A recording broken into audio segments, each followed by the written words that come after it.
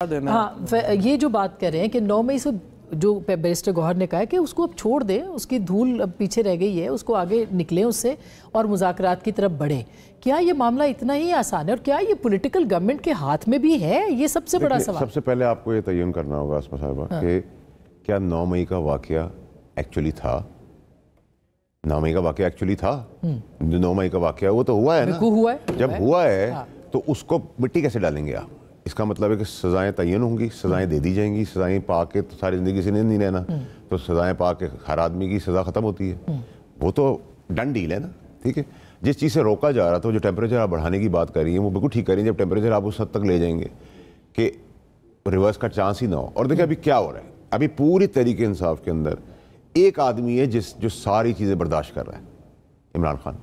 उसके लिए तो कोई रिलीफ नहीं है, कोई मरात नहीं है, उसके लिए कहीं कोई चीज़ बेहतर नहीं होती। इस पार्टी ने, जो मैं आपको कह रहा था 2 साल से, ये पार्टी ने प्लान के तहत उसको फंसाया। एक तो उन्होंने गुनाह कर दिया, अब आपको मैं गुनाहों की जब सजा, मतलब वो 9 मई उन्होंने नहीं किया, खान साहब का कोई कसूर नहीं था। कैसे नहीं था? अगर 9 मई के अंदर खान साहब पीछे हट जाते, रिवर्स करवा देते अपने बंदों को, एक डिबेट ये कर लेते हैं, ठीक है, सुने ना, बयान दे देते, जेल सारे बयान भी आ रहे हैं, ठीक है।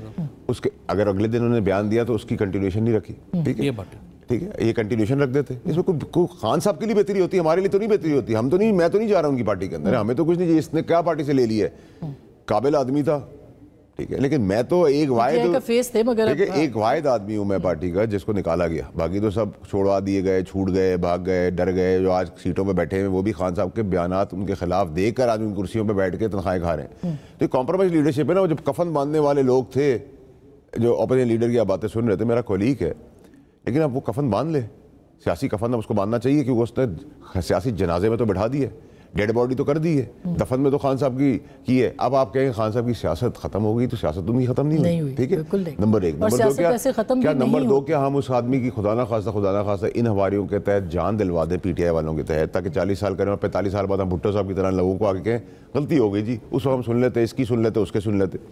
तीसरी चीज ये कि जैसे मैं आपसे फिर से कह रहा हूँ कि देखिए, तो 9 मई के बगैर आगे नहीं बढ़ा सकते ना। देखिए और ये फैसला हुकूमत ने नहीं कर रहा। देखिए बात सुने, हुकूमत को बहुत बड़े दिल का मुजाहरा करना होगा। वो मैंडेट हाली है, नई मैंडेट है। देखिए 2018 में हम पॉपुलर थे, हमने भी आरटीएस बिठा दिया था। सीधी बात करें, कम चोरी की होगी, ज्यादा चोरी होगी, इस पर डिबेट कर सकते हैं।